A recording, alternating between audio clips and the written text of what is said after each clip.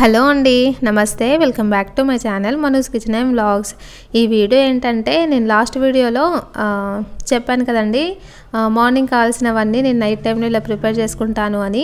ఇంకా ఆ vlog continuation అనమాట. నైట్ టైం అలా అన్నీ ప్రిపేర్ చేసుకొని మార్నింగ్ అయితే ఈజీగా ఉంటాయి, ఇలా చేసేస్తాను. ఈరోజైతే వెజిటేబుల్ అలాగే పన్నీర్ పులావ్ చేస్తున్నాను అనమాట. అది కొంచెం గట్టిగా ఉందని చెప్పేసి కొంచెం వాటర్లో వేసి పెట్టేశాను అనమాట. కొంచెం స్మూత్గా అవుతుంది నా అంతే. ఈ గ్యాస్ స్టవ్ అంతా నైటే క్లీన్ చేసాము. ఇంకా ఫస్ట్ అయితే ఇప్పుడు శనగలు పెట్టేస్తున్నాను అనమాట. ఈ రైస్ కానీ కర్రీస్ కొన్ని ఫస్టే వండితే కొంచెం ఎలానో అనిపిస్తుంది. అందుకే రైస్ మా సార్ వెళ్ళే ముందు వేడివేడిగా వండేస్తాను. కానీ ఇలా స్నాక్స్ ఏమైనా ఉంటే వాటిని ఫస్ట్ ఉడికించేస్తాను అనమాట. స్వీట్ కార్న్ కానీ శనగలు ఇలా ఏమైనా ఉంటే ఫస్ట్ వాటిని ఉడికించేస్తాను. శనగల్ని నైటే నానబెట్టేసాం కదండి, అదే వాటర్తోని డైరెక్ట్గా ఉడికించకుండా మళ్ళీ ఒక 2 టైమ్స్ అలా కడిగేసి కొంచెం జిగురుగా ఉంటాయన్నమాట నైట్ అంతా నాని. అందుకని చెప్పేసి కొంచెం 2 టైమ్స్ అలా మళ్ళీ కడిగేసి ఫ్రెష్ వాటర్ వేసేసి కొంచెం ఉప్పు వేసి ఉడికించామనుకోండి బాగుంటుంది. అదే వాటర్తో ఉడికించామనుకోండి ఒక రకంగా కొంచెం స్మెల్ వస్తాయి. అందుకని చెప్పేసి ఖచ్చితంగా వాటర్ చేంజ్ చేసి 2 టైమ్స్ అయితే కడగాలి, అప్పుడే బాగుంటాయి. ఇంకా అలా అయితే గ్యాస్ స్టవ్ పైన అయితే పెట్టేశాను. ఆ తర్వాత వంటకు కావాల్సినవన్నీ కూడా 1 by 1 అయితే రెడీ చేసి పెట్టుకుంటున్నాను. పలావ్ కోసం అయితే రైస్ నానబెట్టేస్తున్నాను. ఈ పలావ్ ఎప్పుడు చేసినా కానీ నేను సోనా మసూర్ రైసే యూజ్ చేస్తాను. కానీ ఈసారి కొంచెం పన్నీరు వెజిటేబుల్స్ ఎక్కువగా వేసి మంచిగా చేయాలి అనుకుంటున్నాను, అంటే కొంచెం బిర్యానీ లాగా. అందుకని చెప్పేసి వాటి కోసం అయితే బాస్మతి రైస్ అయితే 1.5 గ్లాస్ కడిగేసి పెట్టేశాను. మా పిల్లలకి ఈ మిల్ మేకర్ అంటే చాలా ఇష్టం, చికెన్ అంటారనమాట. అందుకని చెప్పేసి కొంచెం ఎక్కువగానే వేశాను. ఇంకా అవి కొంచెం త్వరగా నానతాయని కొంచెం వేడినీళ్ళు వేసేసాను అనమాట. ఇవి వేడినీళ్ళు వచ్చేసి తాగడానికి పెట్టుకున్నాను అనమాట. ఇంకా అలా అయితే అవి కొంచెం వాటర్ అలా వేసేసాను. ఇంకా తర్వాత ఒక బాటిల్ అయితే ఫిల్ చేసి పెట్టేసాను అనమాట వేడి నీళ్ళు.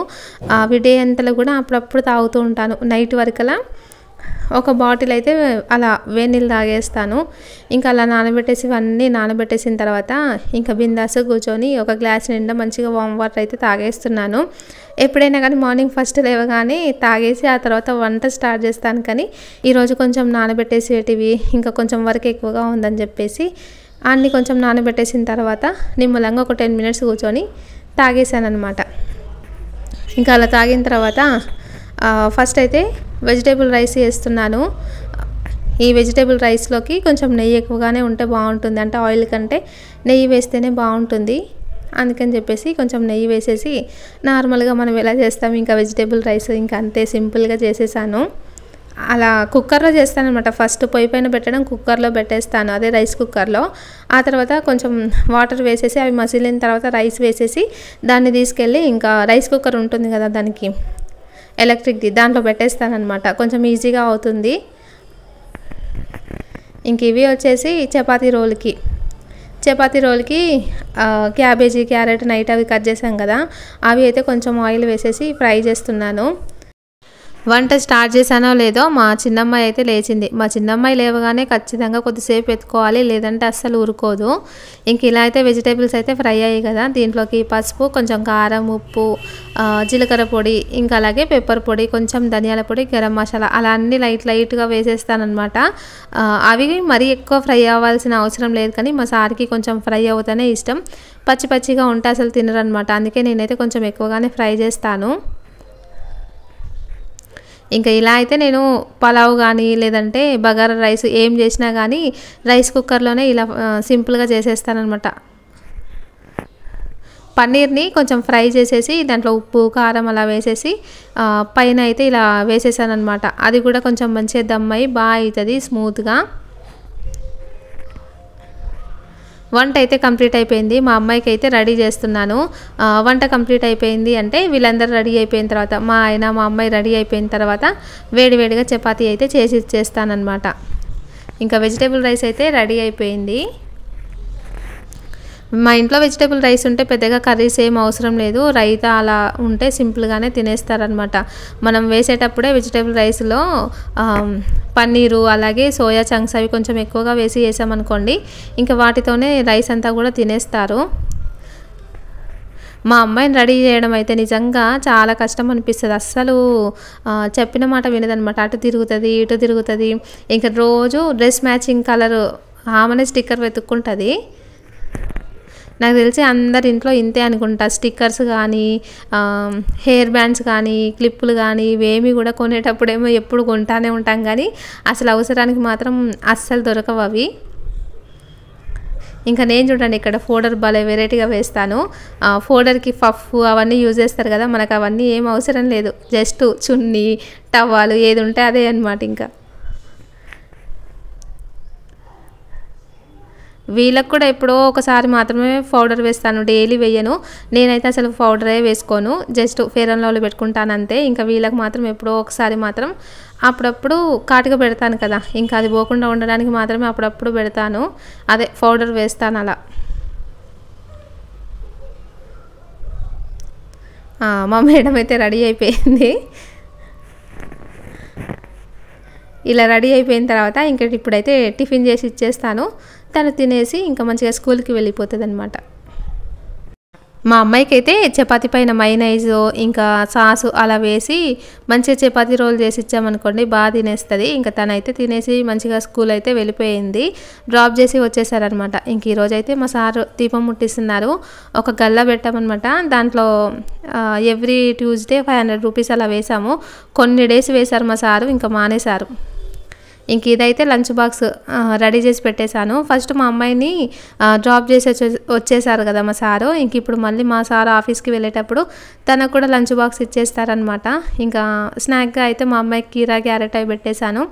ఇంక ఇలా అయితే సింపుల్గా వెజిటేబుల్ రైస్, పెరుగు అలా పెట్టేసి ఇంకొక పొడి ఉంది చూసారా, అది వచ్చేసి గోంగూర పొడి అనమాట, అది కూడా పెట్టేశాను. ఇప్పుడు టైం వచ్చేసి 9:25 అవుతుంది. మా సార్ చూసారా దీపం పెడితే ఫ్లవర్స్ అన్నీ దేవుడి పైన పెట్టకుండా కింద టేబుల్ పైన, అదే పీట పైన ఉత్తిగానే అట్లా పెడతారనమాట. మనం ఇప్పుడు ఒక 1/2 కిలో ఫ్లవర్స్ ఇచ్చేసి ఇచ్చామనుకోండి మా సార్ పూజ చేసేటప్పుడు, ఆ 1/2 కిలో ఫ్లవర్స్ అన్నీ కూడా మా ఆయన టేబుల్ పైన, కింద, అదే పీట పైన ఇంకా ఎన్ని ఉంటే అన్ని ఫ్లవర్స్ పెట్టేస్తారు అలా. మా సార్ కూడా చపాతీ రోల్ చేసి ఇచ్చేసాను. ఇంకా తను తినేసి అయితే ఆఫీస్కి వెళ్తున్నారు.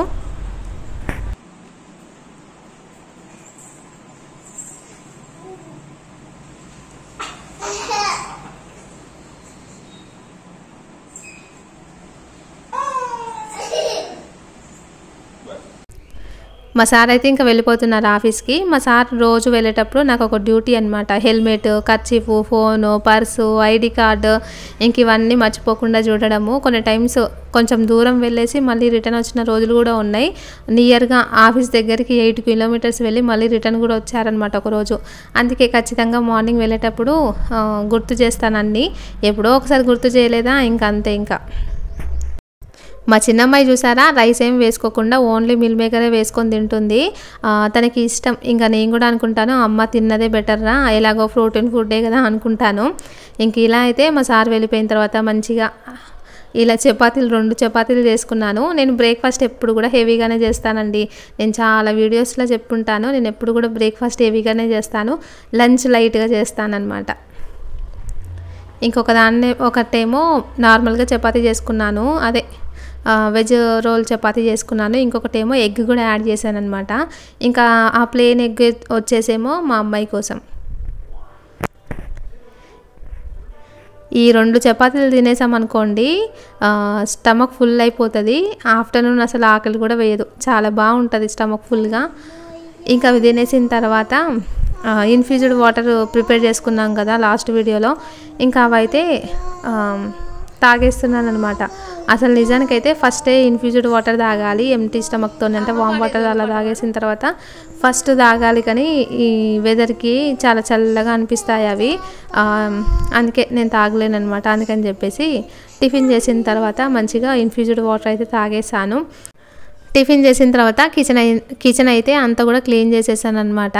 ఇంక ఈరోజు అయితే ట్యూస్డే అనమాట, అందుకే కొంచెం పసుపు అలా పెట్టేసి ఫ్లవర్స్ అయితే పెట్టేసాను గ్యాస్ స్టవ్కి. మాకు 11:30కి 12 o'clockకి పాలు వస్తాయి అనమాట. ఇంకా అప్పుడు పాలు వస్తే అవి కూడా పెట్టేశాను. ఇంకా కిచెన్ మొత్తం క్లీన్ చేసిన తర్వాత ఖచ్చితంగా ఇలా అయితే ఒక ధూప్ స్టిక్ అయితే పెట్టేస్తాను డైలీ కూడా. పప్పు చేయడానికి అని చెప్పేసి చామాకులు వాటినైతే కట్ చేస్తున్నాను అనమాట. ఇది అండి ఈరోజు వ్లాగ్. నచ్చితే ప్లీజ్ లైక్ చేయండి.